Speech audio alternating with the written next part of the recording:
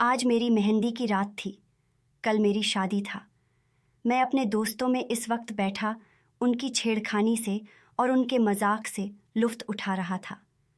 तभी मेरे नंबर पर मेरी पत्नी का कॉल आ गया। मेरे होंठों पर मुस्कुराहट आ गई। मैंने मोबाइल कान के साथ लगाया, साइड जाकर उसे कहने लगा, क्या बात है? एक ही दिन तो रह गया है हमारे शादी में। कल तुम्हें हमेशा के लिए मेरे पास आ जाना है।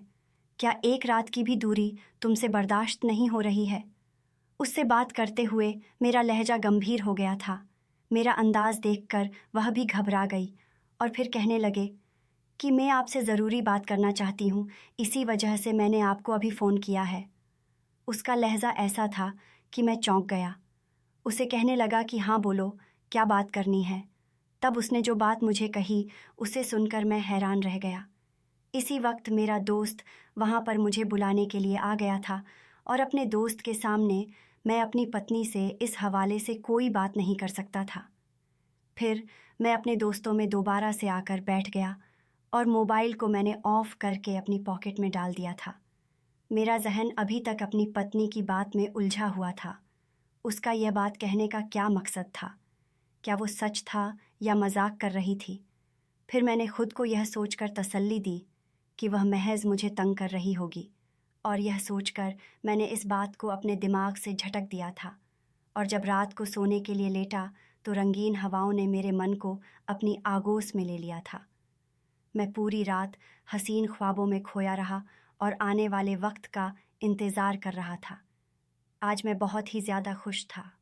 आज मेरी मोहब्बत पत्नी की रूप में मेरी ज़िंदगी में शामिल होने जा रही थी। आज का दिन भी पर लगाकर उड़ गया था। मैं फिर उसे अपने ख़ानदान वालों के साथ जाकर अपनी दुल्हन बनाकर अपने घर में ले आया था।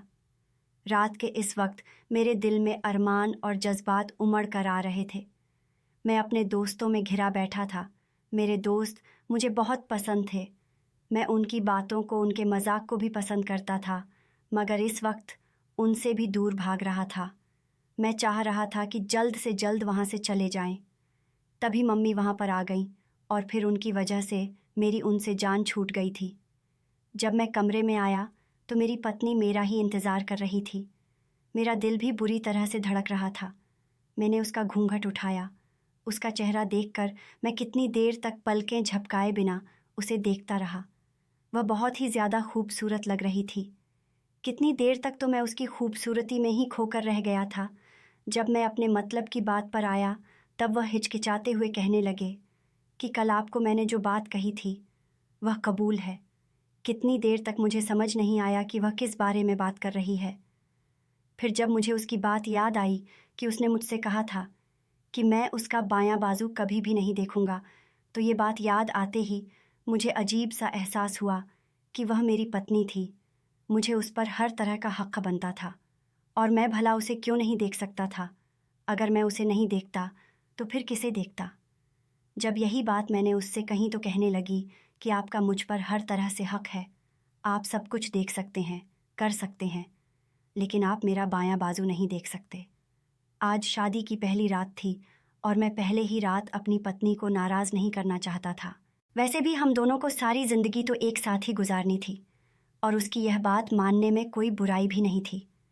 उसके बाद मैंने उससे फिर अपना हक़ वसूल किया और प्यार के मदहोश वादियों में खो गया था।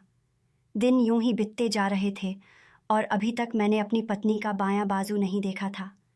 कई बार मेरे दिल में यह ख्वाहिश पैदा होने लगती थी कि मैं तो उसे हर तरह से हक़ रखता हूँ, तो फिर वह मुझे अपना यह बाजू देखने से कैसे रोक सकती है। अब मैं इस बात पर ज़िद करने लगा, उस पर गुस्सा करने लगा। उस दिन जब मैं ऑफिस में जाने लगा तो मैंने उसे साफ तौर पर यह बात कह दी कि जब मैं वापस आऊँगा तो आज यह बहाना नहीं चलेगा। आखिर मैं देखना चाहता हूँ कि तुम मुझे इस चीज़ से क्यों रोक रही हो।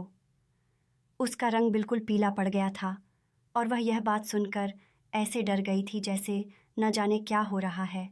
और शाम को जब मैं घर आया तो मेरी माँ ने मुझे बताया कि मेरी पत्नी घर पर नहीं है। वह कुछ दिन अपने अम्मी पापा के घर में रहने के चली गई है।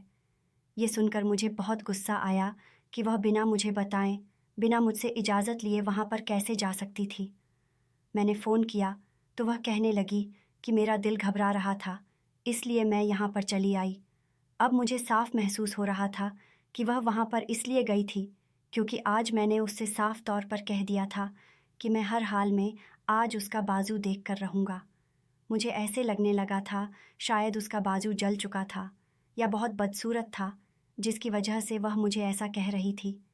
मुझे लगने लगा था शायद उसके बाजू में कुछ दिक्कत है और उसे इस बात का डर है कि कहीं मैं उसकी बदसूरती देखकर नफ़रत का इजहार ना करूं। मगर वह पागल ये नहीं समझती थी कि मैं उससे टूट कर मोहब्बत करता था। मैं भला उसे क्यों छोड़ सकता था, उसे कैसे दूर हो सकता था। जिससे मोहब्बत की जाती है उसकी खूबियाँ और ख़ामियों को भी अपनाया जाता है। यह बात सोचकर मेरे होंठों पर मुस्कान आ गई थी।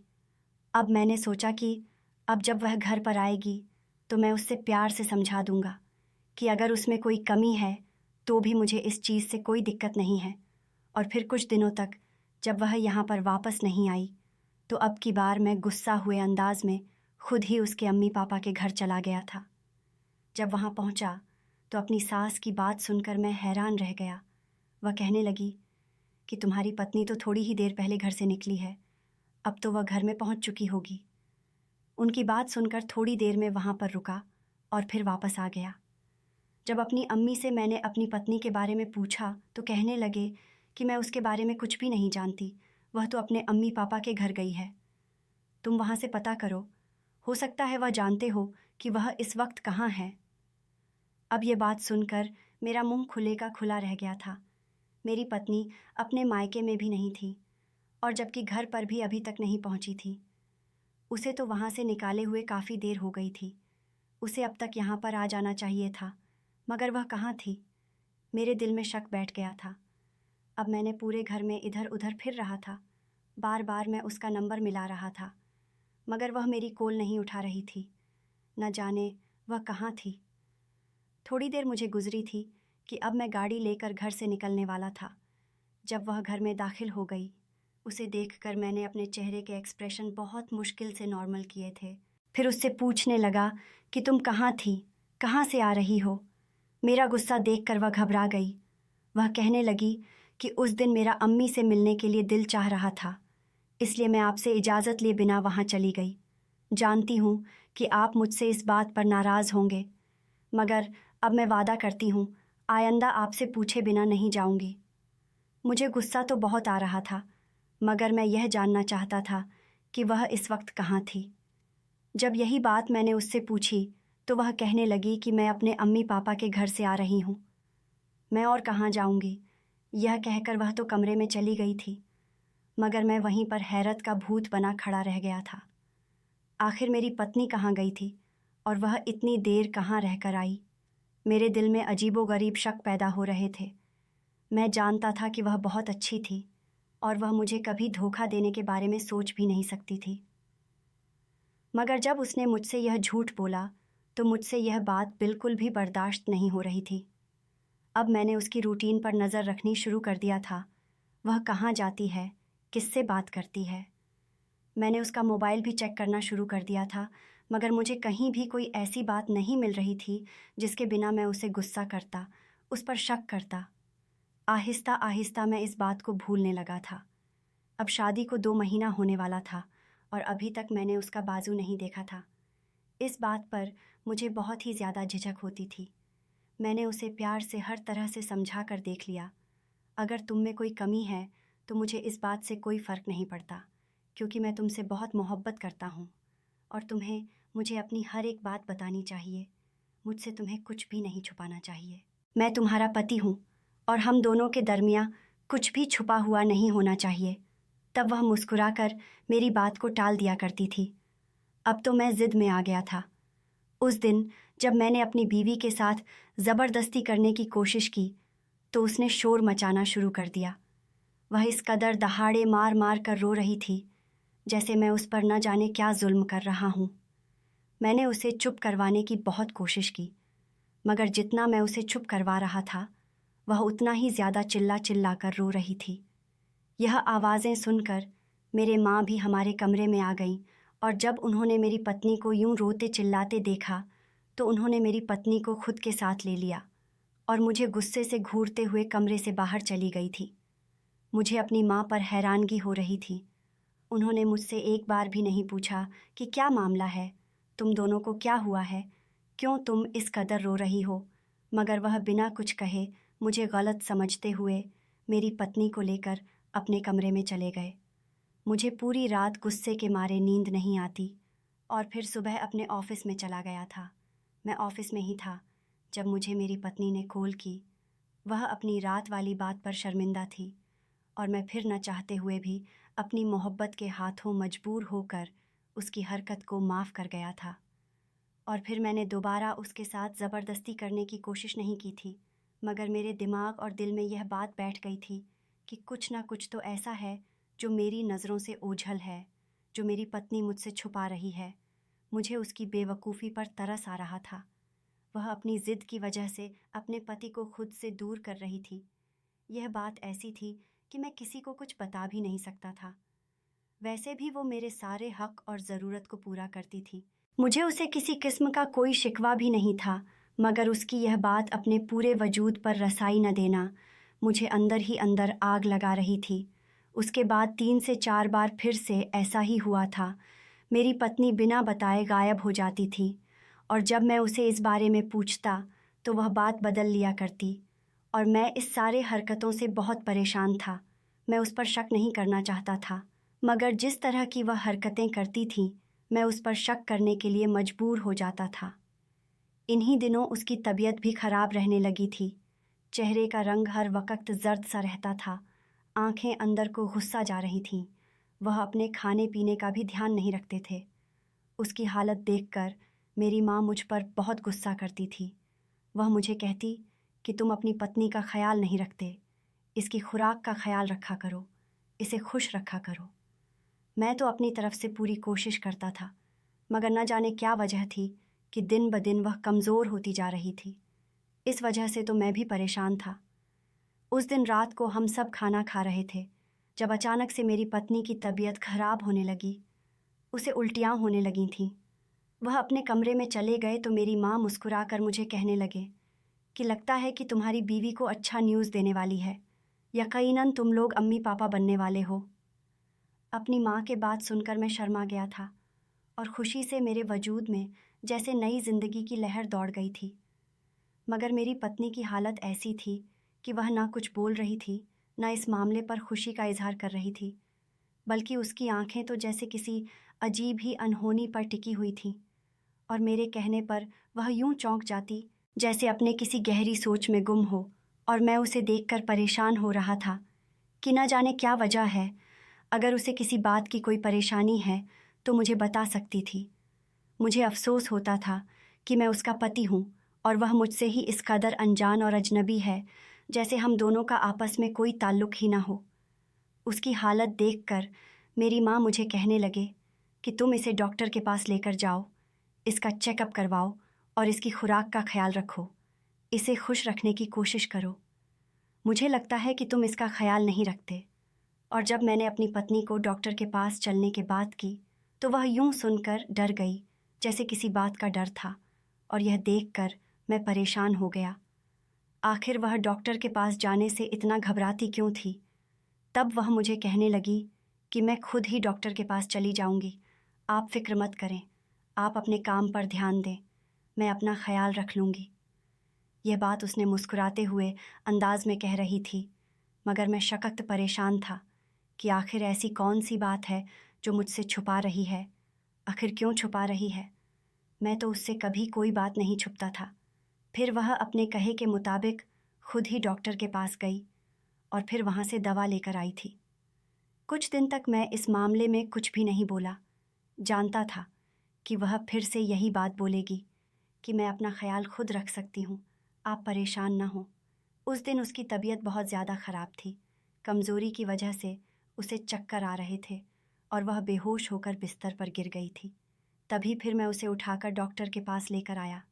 डॉक्टर ने उसका चेकअप किया। इस वक्त मेरी पत्नी होशो हवस से बेगान थी। डॉक्टर भी उसकी हालत देखकर घबरा गए और कहने लगे कि यह इस कदर कमज़ोर है, लगता है कि अपना बिल्कुल भी ध्यान नहीं रखती है। अब मैं डॉक्टर की बात का क्या जवाब देता? मैं खुद अपनी पत्नी की वजह से बहुत परेशान था। तभी मेरा ध्यान अपनी पत्नी के बाजू की तरफ गया और इस वक्त डॉक्टर और नर्स भी कमरे में मौजूद नहीं थे। जैसे ही मैंने अपनी पत्नी के बाजू से कपड़ा हटाया तो उसके बाजू को देखकर मैं बुरी तरह से चौंक गया था, क्योंकि उसके बाजू पर मेरा नाम महेश है और मेरा शुमार हैंडसम लड़कों में होता था। लड़कियां मेरे पीछे पागलों की तरह घूमती थीं और मैं भी उनकी दीवानगी से बहुत ही ज़्यादा फ़ायदा उठाता था। मेरी बहुत सी गर्लफ्रेंड थीं और मैं उनसे छुपकर मुलाकातें भी करता था। मैं बहुत रंगीन मिजाज शख्स था और ज़िंदगी से भरपूर फ़ायदा भी उठाता था, और जब भी कोई लड़की मेरे पीछे आती तो मैं पहले उसकी खूब तारीफ़ करता, उसे अपने जाल में फंसाने की कोशिश करता, और जब मेरा मतलब निकल जाता तो जिस तरह दूध में से मक्खी को निकाल कर फेंक देते हैं, मैं उसी तरह अपनी ज़िंदगी से निकालता था। लड़कियां मुझसे इस बात पर इतराज़ भी नहीं कर सकती थीं, क्योंकि वह खुद ही मेरे पीछे आती थीं और मुझे काबू करने के चक्कर में बेलिबास होती थीं। फिर जब मैं उनसे फ़ायदा उठा लेता तो आहिस्ता आहिस्ता वह मुझे शादी पर उकसाने लगती। मेरे इनकार पर फिर वह मुझसे खुद ही दूर हो जाती थी। मुझे इन सब में बहुत मज़ा आता था। मैंने आज तक किसी लड़की से मोहब्बत नहीं किया था। मेरे लिए लड़कियां इस्तेमाल की ही चीज़ थीं। इससे ज़्यादा न तो उनके बारे में सोचता था और न ही मैं उनके बारे में ज़्यादा जानना चाहता था। मैंने फिर अपने पापा का बिज़नेस संभाल लिया और अब मैं प्रैक्टिकल लाइफ में आ गया था। अभी भी मेरी ज़िंदगी वैसे ही गुजरती जा रही थी। अभी भी कितनी ही लड़कियां थीं जो मेरे आसपास मंडलाती रहती थीं और मैं भी उनसे फ़ायदा उठाकर दोबारा उनकी तरफ देखता तक नहीं था। मेरी एक लड़की से मुलाकात हुई। वह लड़की ऐसी थी जो मेरी ज़िंदगी में आने वाली बाकी लड़कियों से बहुत अलग थी। मैंने आज तक जितनी लड़कियां देखी थीं, वह सब की सब छोटे कपड़े पहनने वाली और मर्दों को अपनी तरफ अट्रैक्ट करने वाली थीं, मगर यह लड़की सबसे अलग थी। यह सलवार सूट में रहती थी और किसी की तरफ भी आंख उठाकर नहीं देखती थी। यह हमारे ऑफिस में जॉब करने के लिए आई थी। इसके पास तजर्बा नहीं था, मगर पहली ही नज़र में मुझे यह लड़की पसंद आ गई थी और मैं इस पर अपनी नीयत खराब कर बैठा था। इसलिए मैंने ऑफिस में इसे जवाब दे दिया था, जबकि इसके साथ मुझे काफ़ी ज़्यादा अपना दिमाग भी खा पाना पड़ा था, क्योंकि ऐसे काम की समझ नहीं थी। यह लड़की अक्सर खोए खोए अंदाज में मेरे चेहरे की तरफ देखती रहती और मेरी आंखों में जैसे डूब से जाती थी, और यह सब देखकर मैं मुस्कुरा दिया करता था। मैं भी यही चाहता था कि वह बाकी लड़कियों की तरह खुद ही मेरी तरफ बढ़े और मुझसे अपनी मोहब्बत का इजहार करे, मगर वह मुझे पसंद करने के बावजूद भी अभी तक अपनी मोहब्बत का इजहार नहीं कर पाई थी। मैं जानता था कि वह कब तक अपने दिल को इस सब से रोक पाएगी। एक ना एक दिन उसे मुझे यह बताना ही पड़ेगा कि मेरे लिए उसके दिल में क्या है, और मैं उस दिन का इंतज़ार कर रहा था। उसे मेरे पास जॉब करते हुए 3 महीने का टाइम गुजर गया था। मैं उसके साथ बहुत की नरमी से बात करता था, उसे प्यार से समझाया करता। मैं जानता था कि वह इस सब की आदी हो जाएगी और खुद ही वह मेरी तरफ बढ़ेगी, मगर ऐसा नहीं हुआ। उसने ना तो मुझसे अपनी पसंदीदगी का इजहार किया था और ना ही अपना मेरे सामने पेश किया था। मैं हैरान परेशान था कि वह कैसी लड़की थी। वह बाकी लड़कियों से इस कदर अलग क्यों थी? वह क्यों अपना दिल हाथ पर रखकर नहीं फिरती थी? मैं जितना हैंडसम था, जितना अमीर था और जितना उससे प्यार से बात करता था, उसे तो अब तक मेरे बिस्तर की रानी बन जाना चाहिए था। मुझे अपनी तरफ लाने के लिए औरत ज़ात के मुकाम से गिर जाना चाहिए था, मगर ऐसा नहीं हुआ। वह बवकर अंदाज में ऑफिस में आती। अब तक वह सलवार सूट में ही होती थी और अब मैं उसको देखने के लिए बेचैन हो रहा था। मैं चाहता था कि कब मैं उससे हासिल करूं और उसे फ़ायदा उठाऊं।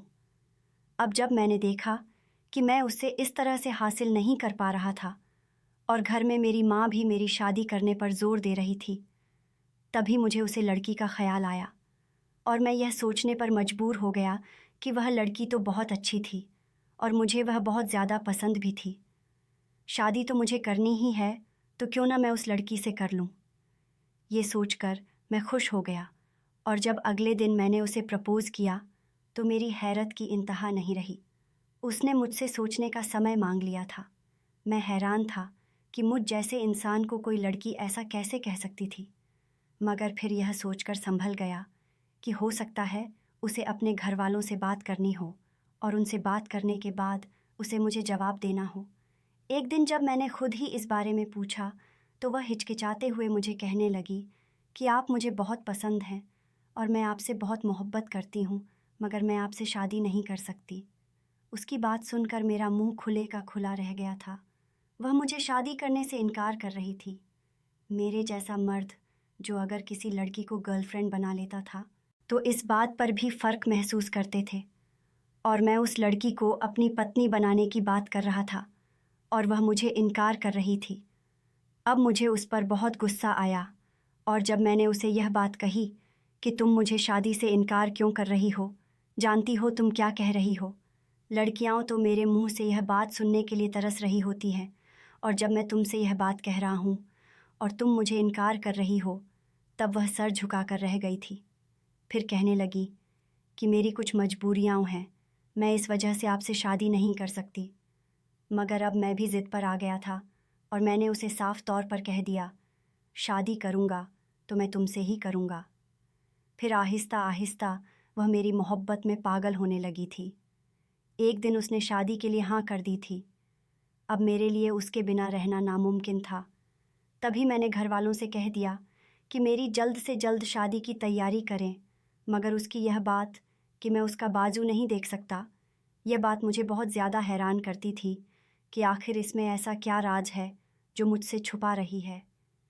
मैं यह समझता था कि शायद उसमें ऐसा कोई नुकसान हो जो वह नहीं चाहती थी कि मैं उसके बारे में देखूं।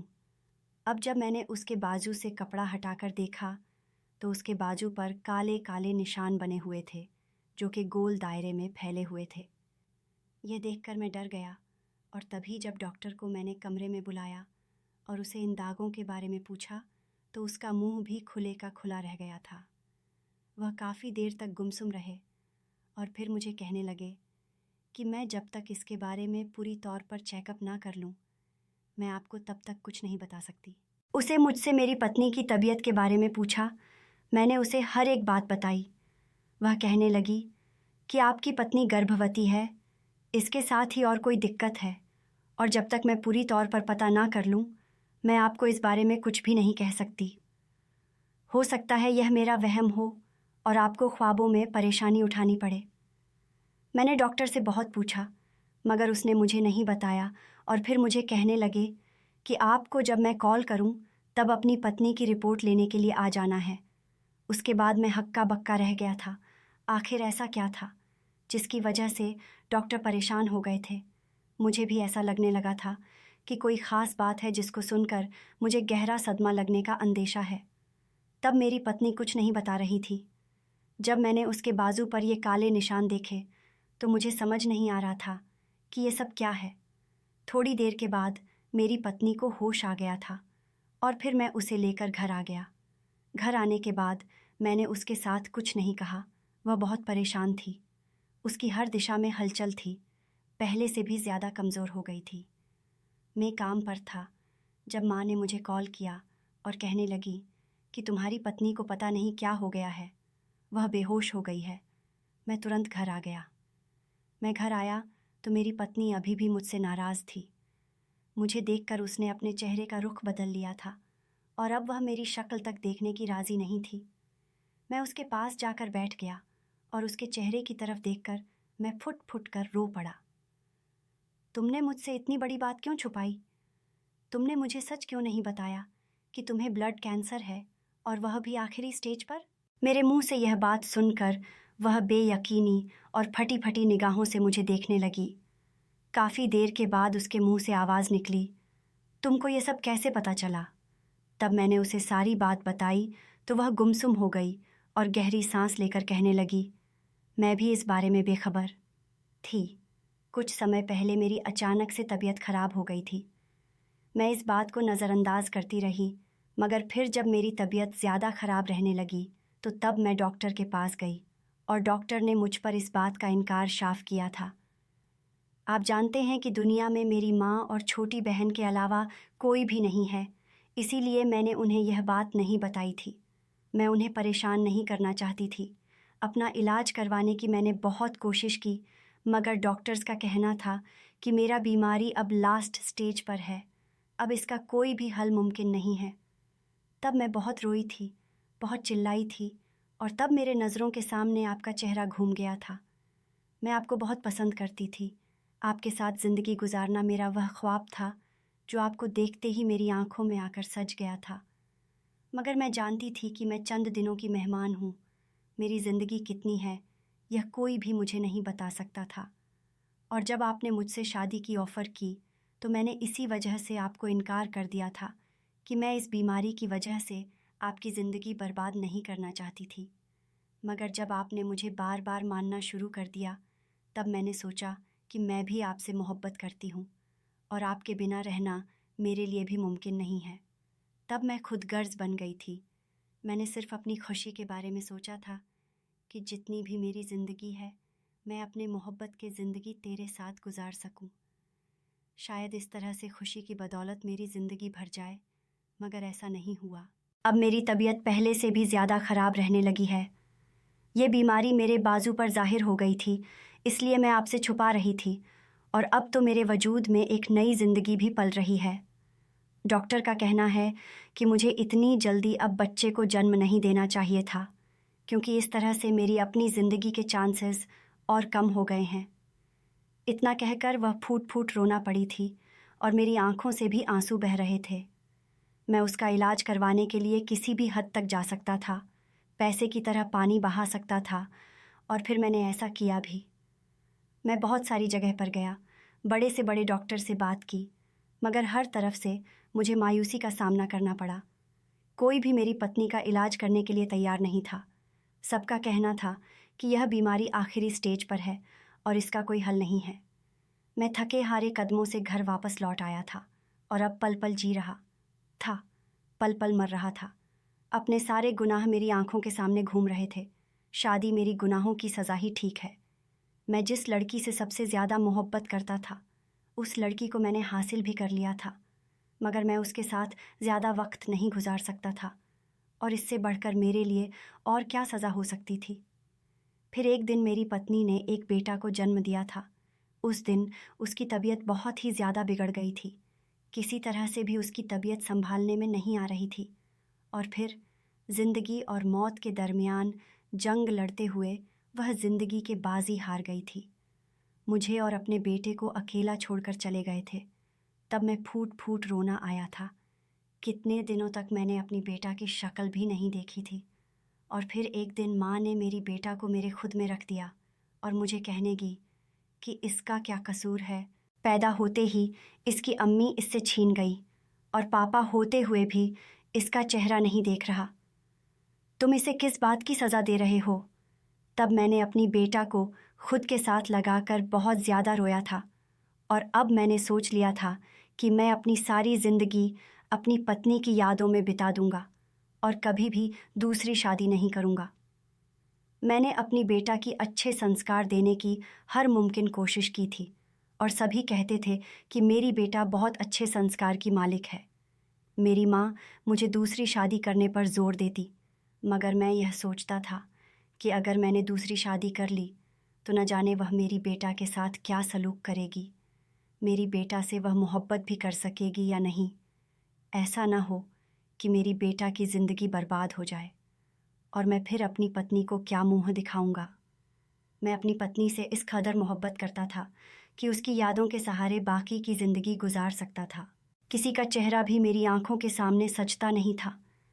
मेरी माँ मुझे कह कहकर थक चुकी थी, मगर मैं उनकी बातें एक कान से सुनकर दूसरे कान से निकाल दिया करता था। शाम को जब मैं थका हारा घर वापस आता था, और जब मेरी बेटा मुझे पापा कहते हुए मेरे साथ लिपट जाती थी, तो मेरी सारी थकान उतर जाती थी। मैं जानता था कि इस रवैये से मैं अपनी माँ को तकलीफ़ दे रहा था। वह मुझे खुश देखना चाहती थी, मगर मैं भी दिल के हाथों मजबूर था, और जब तक कोई चेहरा मेरे दिल को पसंद नहीं जाता, तब तक मैं किसी के साथ भी शादी करने के बारे में सोच भी नहीं सकता था। मैं जानता था कि मैं आने वाली लड़की को वह मोहब्बत नहीं दे सकूंगा जिसकी वह हकदार है। इसीलिए मैंने पहले अपने आप के संभलने का इंतज़ार कर रहा था। जब तक मेरा दिल पूरी तरह से संभल न जाता, मैं ज़िंदगी का नया फ़ैसला नहीं ले सकता था। दोस्तों, उम्मीद करती हूँ आपको हमारी कहानी पसंद आई होगी। कहानी पसंद आई है तो वीडियो को लाइक करें, चैनल पर नए हैं तो चैनल को सब्सक्राइब करें और हाँ, नोटिफिकेशन बेल को ज़रूर दबाएं ताकि अगली अपडेट सबसे पहले आपको मिले।